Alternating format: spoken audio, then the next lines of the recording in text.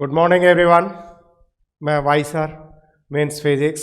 आज टॉपिक अपन स्टार्ट कर रहे हैं centre of mass for class 11th plus JEE and NEET. Centre of mass जैसा कि इसमें लिखा हुआ है, हम इस तरह से डिफाइन कर सकते हैं इसको, that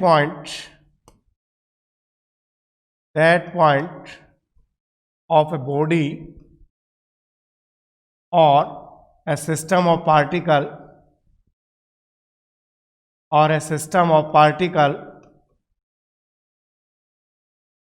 where mass is concentrate.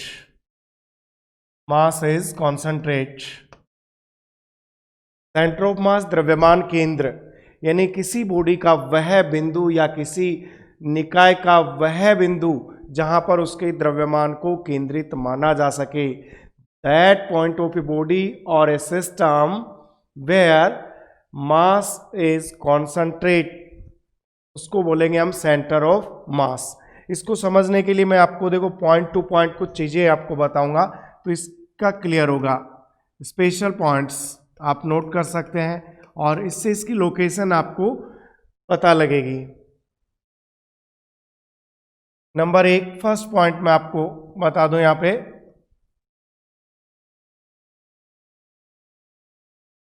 There may और मे नॉट बी फिजिकली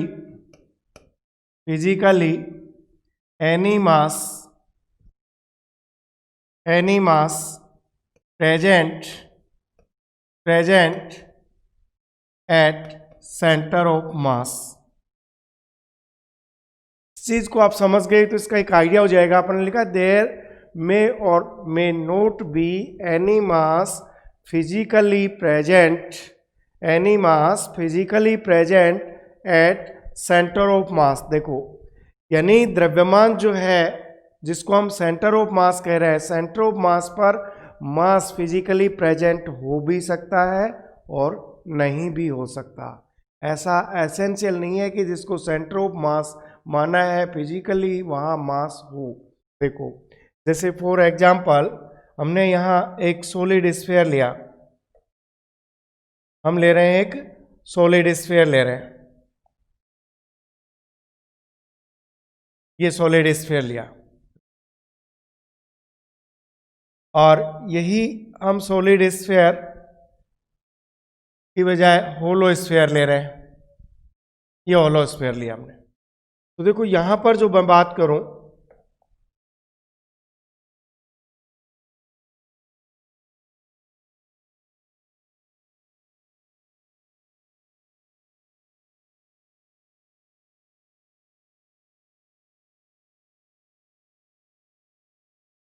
एक मिनट,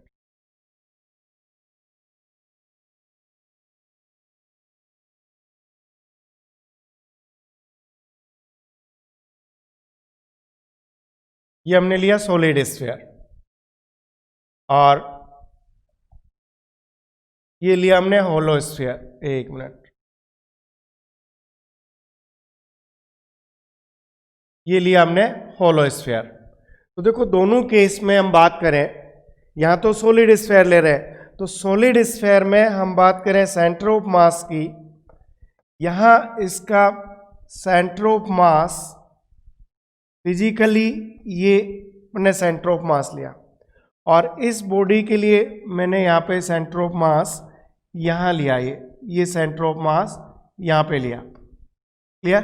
तो अब आप देख सकते हो कि इन दोनों में जो सेंटर ऑफ मास की जो लोकेशन है, इसके लिए और इसके लिए देखेंगे, यहाँ सॉलिड स्फीयर में ये तो क्या लिया अपन ने, सॉलिड स्फीयर,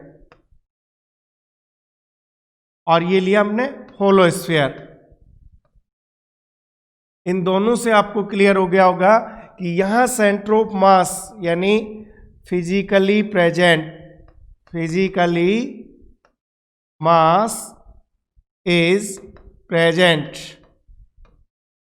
जबकि मैं होलो स्फीयर लेऊंगा तो at centre of mass there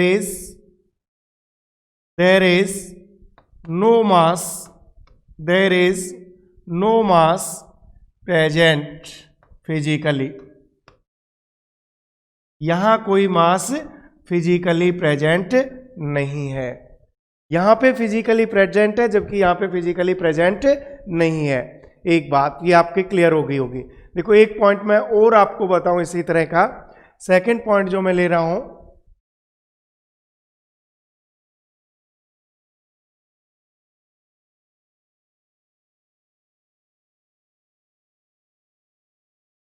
ये मैं ले रहा हूं कि देखो देयर मे बी और मे नॉट। अब देखो सेंटर ऑफ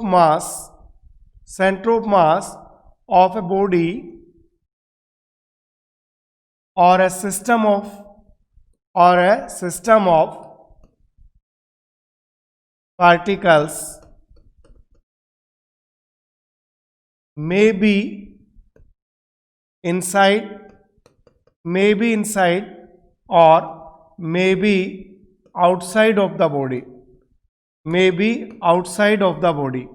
देखो जब अपने पास इसके है कि सेंटर ऑफ मास, ऐसा नहीं है कि जैसे इसमें हमने देखा कि बॉडी के अंदर है, इसमें बॉडी के अंदर है, यहां फिजिकली मास प्रेजेंट है, यहां फिजिकली मास प्रेजेंट नहीं है।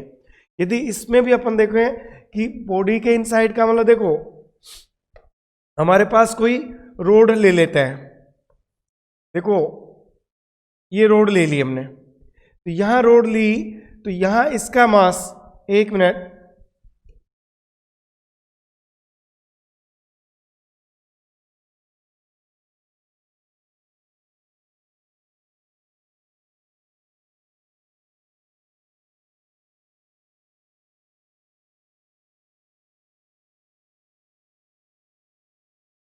ये कोई कंडक्टर रोड है, ठीक है। तो इसमें हम देखेंगे तो यहां पर अपने को जो सेंटर ऑफ मास की लोकेशन है, ये मान लेते हैं सेंटर ऑफ मास के हॉरिजॉन्टल रोड के सेंटर में, यहां पे सेंटर ऑफ मास की लोकेशन है, ये हमने ले लिया इसका सेंटर ऑफ मास। तो ये इनसाइड द बॉडी है। इसी में मैं एक और एग्जांपल ले कि यहां पर यदि ये जो अपने पास कंडक्टर रोड है, देखो इसी की मैं बात करता हूं कि इस रोड की एल शेप रोड ले लूं मैं,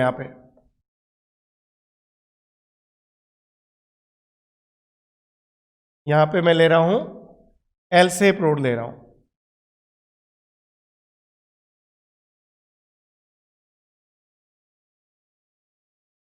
ये एल शेप रोड ले ली मैंने। तो ये जो मैंने एल शेप रोड ली, तो यहां पर आप ध्यान देंगे इसके जो सेंटर ऑफ मास की लोकेशन है, यहां जो सेंटर ऑफ मास की लोकेशन है वो अपने पास फिजिकली कहीं यहां प्रेजेंट होगी, इसका जो सेंटर ऑफ मास है वो यहां पे है। तो देखो यहां इनसाइड बॉडी है या आउटसाइड बॉडी है, यहां पे कैसा होगा, इनसाइड बॉडी, और यहां पे आउटसाइड बॉडी। तो ऐसा एसेंशियल नहीं है कि सेंटर ऑफ मास का होना जरूरी है कि उसके इनसाइड बॉडी ही सेंटर ऑफ मास हो। सेंटर ऑफ मास में भी आउटसाइड और में भी इनसाइड द बॉडी। क्लियर? तो ये अपने पास कुछ पॉइंट्स थे जो अपन देख सकते थे कि ये इनसाइड भी हो सकता है, आउटसाइड भी हो सकता है, फिजिकली प्रेजेंट भी हो सकता है और फिजिकली एब्सेंट भी हो सकता है। ठीक है, तो अपन अब इनको कुछ बेसिक आइडिया अपने को लग गया होगा सेंटर ऑफ मास के बारे में। ठीक है, अब देखो क्या काम करेंगे अपन, इसकी कुछ चीजें और देखते हैं।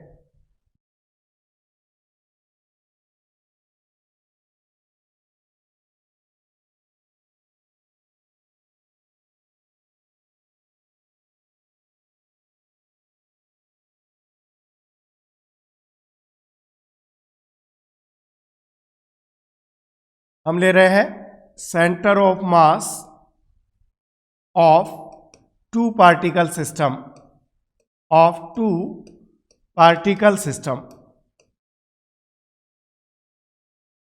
Centre of mass of two particle system. देखो यहां पे अपन ने क्या काम किया, टू पार्टिकल सिस्टम ले रहे हैं, ये एक्स वाई कोऑर्डिनेट में रखा हुआ है, इनकी पोजीशन वेक्टर की जरूरत पड़ेगी तो अपन coordinate system frame of reference सबसे प्रोपेट क्या है, कोऑर्डिनेट सिस्टम ले लेते हैं। इसमें अपने को माना सपोज यहाँ पर कोई m1 मास है, यहाँ पे कोई m1 मास का पार्टिकल है, यहाँ कोई m2 मास का पार्टिकल है। ये 2 पार्टिकल सिस्टम हो गया अपने पास, ये हो गया। अब देखो इनके लिए मैं पोजीशन वेक्टर ले रहा हूं इनका, तो मेरे पास इसका जो पोजीशन वेक्टर मैंने ले लिया r1, इसका पोजीशन वेक्टर मैंने ले लिया r2। अब सेंटर ऑफ मास इनकी जॉइनिंग लाइन पर कहाँ होगा वो हमें फाइंड करना है। तो वो हमने कहीं इसका सेंटर ऑफ मास यहाँ पे फाइंड कर लिया, सपोज कर लिया हमने कि ये क्या है, सेंटर ऑफ मास है, और इसका पोजीशन वेक्टर जो है ये हमने ले लिया वेक्टर RCM ले लिया। तो यहाँ पर एक सीधा सा कॉन्सेप्ट है, यदि आपको RCM फाइंड करना है तो RCM इक्वल टू लोगे M1 R1 plus M2 R2 upon M1 plus M2।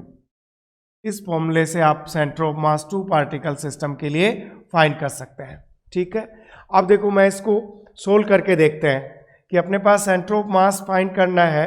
एक तो हमें ये दिया जाए, और देखो इसी में एक एग्जांपल में इस तरह से ही तो हो गया, हमें सपोज ये जो M1 है ये ओरिजिन पॉइंट पर दे दिया हमें, ठीक है, और दूसरा पार्टिकल ये M2 है, इसकी इससे डिस्टेंस जो है कितनी है, r है, इसका डिस्प्लेसमेंट r है। अब सेंटर ऑफ मास फाइंड करना हमें, तो सेंटर ऑफ मास हमें सपोज करना पड़ेगा कि यहाँ पर कहीं सेंटर ऑफ मास है। तो हमें सेंटर ऑफ मास निकालें, तो देखो इस फॉर्मूले में अब हमने देखा कि जब एक पॉइंट को हमने मान लिया तो यहाँ पर इसका जो पोजीशन वेक्टर R1 हो गया, ये क्या हो गया, 0। Position of vector of R2 क्या हो गया, R हो गया। यहाँ से यहाँ तक का क्या हो गया, R, और R1 कहाँ पर है, ओरिजिन पर है। तो यहाँ पर देखेंगे R centre of mass equal to, देखो M1 इंटू R1, तो R1 तो 0 हो गया, plus M2 into R2, R2 क्या है, R है। तो अपने पास क्या बचा, M1 प्लस M2। और यहाँ देखो हमें जो सेंटर ऑफ मास का फॉर्मूला यहाँ पे इस लोकेशन के लिए मिला, वो क्या मिला, M2R upon M1 plus M2। तो ये कब पॉसिबल हुआ, जब हमें क्वेश्चन में क्या दिया हुआ था कि first particle is placed at origin point, first particle यहाँ पे ओरिजिन पॉइंट पर रखा हुआ है। अब देखो इसका मीनिंग क्या है, मैं आपको इसका एक ट्रिक बताऊंगा क्वेश्चन सोल्व करने का, कि बार बार अपने को फॉर्मूले में नहीं जाना पड़े। इसका अर्थ समझ गए तो आपको बार बार फॉर्मूले पे नहीं जाना पड़ेगा। देखो इसका क्या मीनिंग है कि जो ये था, ये मेरे पास M1 था, R डिस्टेंस पर दूसरा पार्टिकल क्या था, M2 था, है ना, और मैंने यहाँ पर इसका सेंटर ऑफ मास, यहाँ हमने सेंटर ऑफ मास ले लिया था। तो जो डिस्टेंस ये कहाँ पर था, 0 0 पे था, जबकि इसकी लोकेशन हमने क्या ली थी, R0 पे ली थी, यानी x एक्स। तो इसका मतलब जो सेंटर ऑफ मास की लोकेशन जो अपने पास आई, यहाँ से सेंटर ऑफ मास की लोकेशन निकाली अपने, तो क्या आया है ये M2R upon M1 plus M2। Clear. अब बाय द वे हमसे पूछा जाए फ्रॉम M2, तो M2 से अब आपको आइडिया लग गया होगा कि फ्रॉम M2 पूछा जाए, M1 से पूछा तो क्या आया M2, M2 से पूछेंगे तो क्या आएगा M1R upon M1 plus M2। इस तरह से लोकेशन। और अब देखो इससे बिना किसी फॉर्मूले फटाफट क्वेश्चन हम सोल्व कर सकते हैं। देखो किस तरह से, सपोज हमें यहाँ पर कोई 4 kg मास दिया हुआ है, यहाँ हमें कोई 6 kg मास दिया हुआ है, यहाँ 6 kg मास दिया हुआ है, और इनके बीच की जो डिस्टेंस है ये हमें सपोज 12 सेंटीमीटर डिस्टेंस पर ये रखे हुए हैं। हमें पूछा फाइंड द सेंटर ऑफ मास, ये हमें इसकी लोकेशन फाइंड करनी है। तो सेंटर ऑफ मास अपनी मर्जी से कहीं हमने सपोज किया, जब अपन ने सीखा कि सपोज 4 kg पार्टिकल से यहाँ पर इसका सेंटर ऑफ मास है, तो अभी हमने देखा कि सेंटर ऑफ मास की जो लोकेशन इससे रहेगी वो देखो ये क्या है अपने पास M1, और ये क्या है M2, और ये क्या है अपने पास R। तो क्या काम कर लूँ भाई मैं यहाँ से, देखो जब मुझे इससे लेना है तो M2 को उठाओ, तो M2 6, R 12, M1 plus M2 10, और ये अपने पास इसकी लोकेशन आ गई अपने पास, ये जो भी यहाँ से आया देखो, इसको आप सोल्व कर सकते हो। 36/5, और इधर से मुझे लेना हो तो मैं क्या करूं, देखो M2 ले रहा हूं तो M1 into R upon M1 plus M2, इस तरह से ये ले लेंगे। तो यहाँ भी अपने पास देखो कितना हो गया 4.8 कर दें, चाहे अपन ऐसे लेके करें तो 2 और कितना हो जाएगा 24/5। तो देखो ये अपने पास लोकेशंस आ गई हैं मेन की। तो अब आंसर क्या हो गया मेरे पास कि हमें जब पूछा जाए सेंटर ऑफ मास की लोकेशन तो 36/5 from 4 kg and 24/5 from 6 kg मास, इस तरह से अपने को दे दिया है ये। देखो एक और क्वेश्चन ट्राई कर लो अपने को इसी तरह का, जैसे अपने को वापस कोई यहाँ पे 10 kg मास दिया, यहाँ पे कोई 15 kg मास दे दिया, ये 15 kg मास दे दिया, और यहाँ जो डिस्टेंस है ये हमें दे दिया 15 सेंटीमीटर डिस्टेंस दी हुई है भाई। अब find the centre of mass, तो खट से अपन अब समझ गए कि सेंटर ऑफ मास सपोज कर लो कहीं यहाँ पर है, ये सेंटर ऑफ मास है, यहाँ से जो रहेगा तो अपने पास क्या आ गया भाई, ये M1 रहा, ये M2 रहा। तो सिंपली क्या करना था अपने को, उस मास को उठाएंगे M2 into R upon M1 plus M2 करेंगे। तो देखो M2 कितना है 15, R कितना है 15, और अपॉन M1 प्लस M2 करेंगे तो 10 प्लस 15 कितना हो गया 25, देखो 5, और ये कितना हो गया, और ये तो अपने को देखो कितना आया 9 सेंटीमीटर फ्रॉम 10 kg, और ये जब 10 kg से 9 आ गया तो यहाँ 15 माइनस 9 कर दो सिंपली, तो हम क्या कर देंगे 6 सेंटीमीटर फ्रॉम 15 kg। तो समझ में आई कि नहीं बात फॉर्मूले का, कि इसका अर्थ क्या है कि जब इसका निकालना है तो उसका मास पकड़ लो, इसका निकालना है तो इधर का मास पकड़ लो। तो अपन 2 पार्टिकल सिस्टम का तो एक छोटा सा ट्रिक ले लिया, सेंटर ऑफ मास की लोकेशन हमें निकालनी होगी, इजीली अपन निकाल सकते हैं। ठीक है, चलो अब इसी के बाद अपन कुछ और देखते हैं। देखो यहाँ पे mass of centre of mass of A system of n particles. अब हम बात करेंगे n पार्टिकल्स के सिस्टम में जिसमें बहुत सारे M1 M2 M3 हो सकते हैं। देखो इसको समझो, ये अपने पास हो गया XYZ कोऑर्डिनेट्स अपन ने ले लिए, और इसमें बहुत सारे पार्टिकल्स, कोई M1 है, कहीं M2 है, कहीं M3 है, कहीं अपने पास Mn है, इस तरह से बहुत सारे पार्टिकल्स हैं। यानी ये जो अपने पास ये इस तरह का कोई पार्टिकल सिस्टम हमने ले लिया जिसके पोजीशन वेक्टर्स, जैसे अपने को बात करें कि इसका, तो ये पार्टिकल यहाँ पर है, इसका पोजीशन वेक्टर हमने क्या ले लिया R1 ले लिया, इसका पोजीशन वेक्टर हो गया R1। दूसरे पार्टिकल सिस्टम के अपन लोकेशन ये ले रहे हैं तो इसका पोजीशन वेक्टर हो गया R2। थर्ड पार्टिकल सिस्टम ये है, इसका पोजीशन वेक्टर कितना हो गया भाई, इसका पोजीशन वेक्टर हो गया अपने पास R3, ये इसका पोजीशन वेक्टर हो गया। इस तरह से n पार्टिकल्स हैं और ये हो गया अपने पास Rn। तो हम कहीं यहाँ पर ये जो लोकेशन अब ले रहे हैं, यहाँ लोकेशन हम ले रहे हैं सेंटर ऑफ मास की लोकेशन, यहाँ पे ले लेते हैं भाई, ये सेंटर ऑफ मास की लोकेशन ले ली हमने, सेंटर ऑफ मास, और इसका पोजीशन वेक्टर ले लिया हमने RCM। तो अब हमें RCM फाइंड करना है, तो कुछ ज़्यादा कुछ नहीं करना, एन सिस्टम का पार्टिकल ले लिया अपन ने। तो देखो यहाँ पर क्या काम करना है अपने को, RCM equal to position vector जब हमें ये निकालना है तो क्या काम कर लो भाई, RCM लेना है तो M1 R1 plus M2 R2 plus M3 R3, कितने पार्टिकल्स हैं Mn Rn वेक्टर अपॉन सभी का M1 plus M2 plus M3 plus dot dot क्या कर दो भाई प्लस Mn ले लो। यहाँ चाहे तो हम देखो इसी को RCM इक्वल टू यूं भी लिख सकते हैं कि n स्टेप है तो हम क्या ले लें, देखो सिग्मा किसके लिए n के लिए, इनिशियल इक्वल टू 1, और यहाँ पे अपन ले लें Mi are I vector upon नीचे m1 प्लस m2 कितना का n m i, यूं भी ले सकते हैं। तो यहां पर अपने पास क्या काम कर लें भाई, इसी को अदरवाइज मैं यूं भी ले सकता हूं R C M equal to, देखो ये सिग्मा एम का मतलब mass of total particle system, total mass, तो इसको मैं कैपिटल एम भी ले सकता हूं। मैंने क्या ले लिया, देखो ये जो सिग्मा एम आई है एन पार्टिकल्स का इस टोटल मास ऑफ सिस्टम क्या मान लिया एम, तो अब अपने पास ये हो गया एन इनिशियल 1 और इसको क्या लिख सकता हूं M I R I vector, ये अपने पास देखो सेंटर ऑफ मास का फॉर्मूला आ गया है। क्लियर? तो इस तरह से एन पार्टिकल्स का हो तो हम इस तरह से सोल्व करेंगे। अब देखो मैं इसका in coordinate system centre of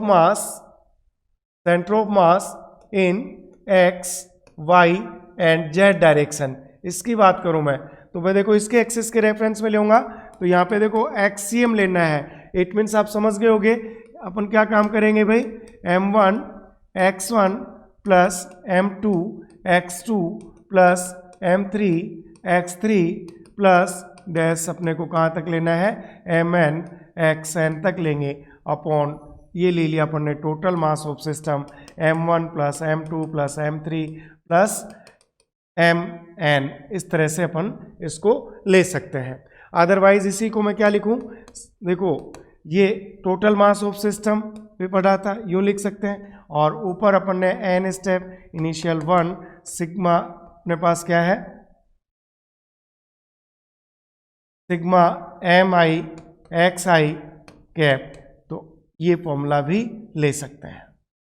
हमें वाई सी एम लेना है तो वाई सी एम ले सकते हैं। देखो वाई सी एम अपने को लेना है तो क्या करोगे m1 x1 plus m2 x2 plus m3 x3, इस तरह से जितने भी पार्टिकल हैं mn xn और upon total mass of system कर दो m1 plus m2 plus m3 plus m4 और डैश जितने भी पार्टिकल हैं mn कर देंगे। इसको Y C M equal to हम फिर total mass of system summation n initial 1 और क्या लिख सकते हैं M I into X I cap, तो ये अपने पास y का हो गया। यदि हमें इसको जेड सी एम लेना हो तो आप जेड सी एम भी ले सकते हो।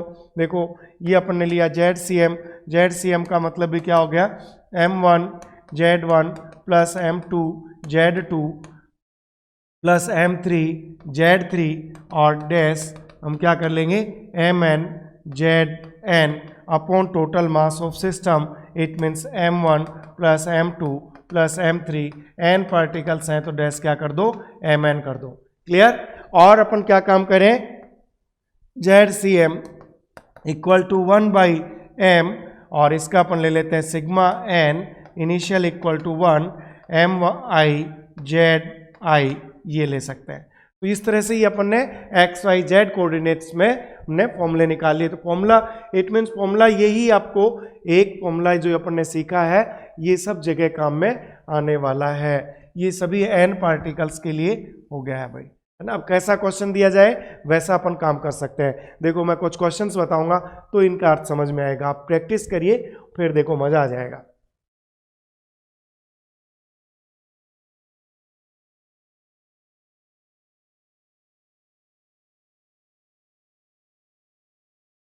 देखो हम एक क्वेश्चन ले रहे हैं यहां पे,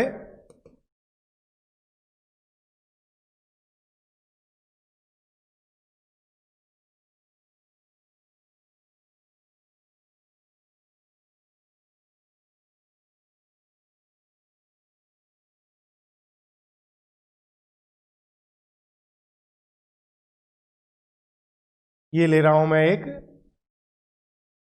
ट्रायंगल ले रहा हूं, ठीक है, और इस ट्रायंगल के सभी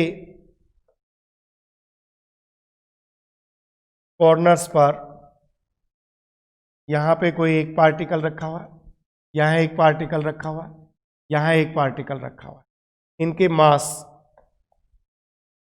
इनके जो मास अपने को गिवन है ये m है, ये 2m है, ये 3m है। Clear?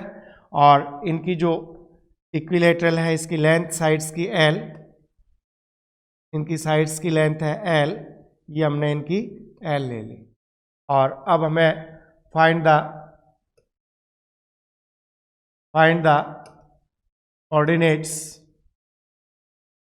The coordinates of centre of mass, या find the location of centre of mass. तो इसमें क्या दिया हुआ है, suppose this one is x and this one is y, clear, यहाँ पे रखा हुआ है।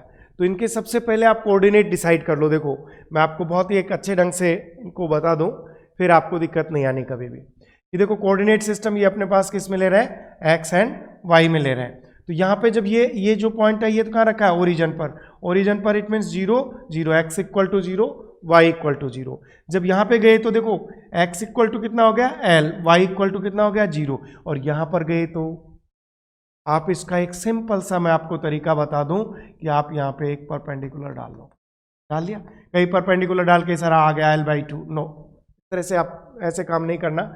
आप इसमें इसका एंगल डिसाइड कर लो, ये कितना है 60 डिग्री, तो ये अपने पास l है।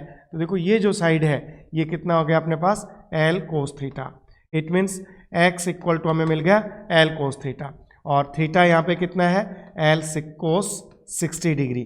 तो हमें x इक्वल टू कितना मिला l/2, cos 60 इक्वल टू कितना है 1/2। ये जब l है ये l cos थीटा है, तो ये साइड कितनी होगी भी, ये साइड होगी l sin थीटा। तो इट मीन्स हमारे पास y इक्वल टू क्या मिला l sin थीटा। तो y इक्वल टू अपन l sin 60 लेंगे, और sin 60 इक्वल टू कितना होता है √3/2, √3/2l। तो आपने को x और y के कोऑर्डिनेट इसको कितने मिले, x का मिला l/2 और y का मिला √3l/2। तो इस तरह से हमने कोऑर्डिनेट का सीधा तरीका, इसको l cos मान लो और इसको l sin थीटा, और थीटा की वैल्यू रख दो, तो फिर कहीं दिक्कत नहीं होनी। जब अपने पास ये आ गए तो अब सिंपली हमें RCM के निकाल लेते। तो RCM के लिए चाहे तो अपन XYZ निकाल रहे थे, तो देखो XCM ले मैं, XCM इक्वल टू क्या था अपने पास m1 x1, देखो m1 ये m है, x1 क्या है 0 है। मैं फॉर्मूला भी लिख देता हूँ आपको, ये अपने को लेना है कहीं m2 x2 plus m3 x3 upon क्या करना है भाई m1 plus m2 plus m3। अब टोटल आप इसमें देखो m1 मास तो है लेकिन x1 0 है, तो ये तो 0 हो गया, प्लस m2 कितना है भाई 2m है, और x1 कितना है l है, प्लस m3 कितना है 3m है, और x इक्वल टू कितना है l/2 है, upon m plus 2m plus कितना हो गया 6m। तो हमने सोल्व किया, देखो 2 × 2 4, 7ml बाई कितना हो गया 12m, और ये कैंसिल हुआ, ये अपने पास आया 7l/12। तो ये पोजीशन आ गई अपने पास 7l/12। इसी तरह से YCM देखो, YCM कितना आएगा भाई, YCM में m1 y1 ये 0 हो गया, प्लस m2 y2 ये 0 हो गया, प्लस m3 3m, और y3 कितना है into √3l/2 upon total mass 6m।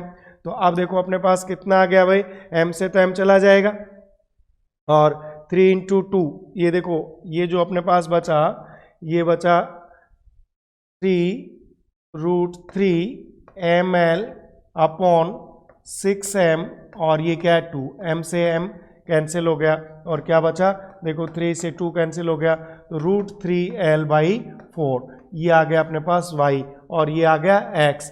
तो हमें RCM चाहिए था, तो अपन क्या काम करें, RCM का लोकेशन क्या आ गया भाई, x इक्वल टू अपने पास क्या है 7l/12, √3l/4, इस तरह के आपको ऑप्शंस मिलेंगे। तो ये अपने पास आंसर हो गया इसका, ठीक है। एक और क्वेश्चन मैं आपको अच्छा सा इस तरह का बताता हूं।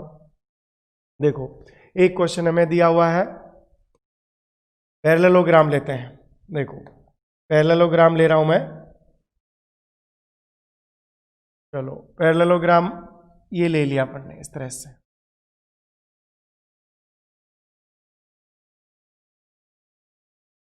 इसकी साइड सभी कैसी हैं, वही अपन L साइड का पैरेललोग्राम ले रहे हैं। ये L साइड का पैरेललोग्राम ले लिया, ये 60 डिग्री है, और ये जो एंगल है ये 60 डिग्री है। ये अपन x मान लेते हैं, ये y मान लेते हैं, और हमें कोऑर्डिनेट ऑफ सेंटर ऑफ मास हमें फाइंड करने हैं। तो ये पोजीशन दी अपने को। तो देखो कैसे फाइंड करोगे, अब आप सीख गए होंगे। देखो ये इसमें हमें क्वेश्चन को कंप्लीट करने दो पहले। यहाँ जो अपने को दिया हुआ है, देखो यहाँ पर M1 है, यहाँ पे M2 है, ये M3 है, ये M4 है, ये M4 है। इनमें जो मासेस हैं इनके, ये मास ले रहा हूं मैं सभी के M, M, M और M मास रखे हुए हैं। कोऑर्डिनेट्स की बात करूं मैं यहाँ पे, तो कोऑर्डिनेट्स देखो यहाँ पर क्या है, 0 0 है, यहाँ का कोई समस्या नहीं आपको। यहाँ पे कितना है, L,0, x equal to L, y equal to 0।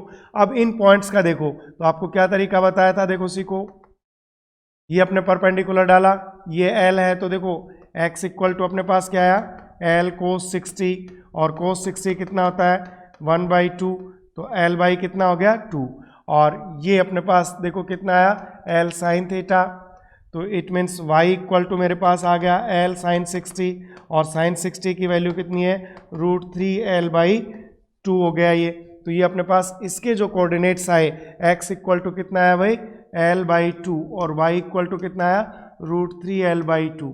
अब मैं इसके निकालूंगा, तो यहाँ थोड़ा सा सावधान हो जाना कि देखो आप ये निकालोगे सर ये L है, निश्चित रूप से ये L cos थीटा है, और ये आ गया अपने पास L/2, लेकिन पहले यहाँ से देखोगे L plus L/2, x total कितना हुआ L प्लस L/2, जल्दबाजी में यही नहीं लिखना, तो ये आ गया 3L/2, और y इक्वल टू ये निश्चित रूप से L sin 60 हो गया, L sin 60 का मतलब √3/2 L हो गया। तो इसके अपने पास जो कोऑर्डिनेट्स आए वो 3L/2 और √3L/2 ये कोऑर्डिनेट्स आ गए। अब हम इनका सेंटर ऑफ मास निकाल सकते हैं, कैसे, देखो अभी जैसे अपन ने जो तरीका अपनाया था कि हम XCM निकालना है, तो XCM का अपने पास क्या करना है भाई, वही M1 X1, देखो ये 0 हो गया, प्लस M2 X2 ML हो गया, प्लस M3 X3, तो ML/2, प्लस M4 X4, तो M4 भी M है,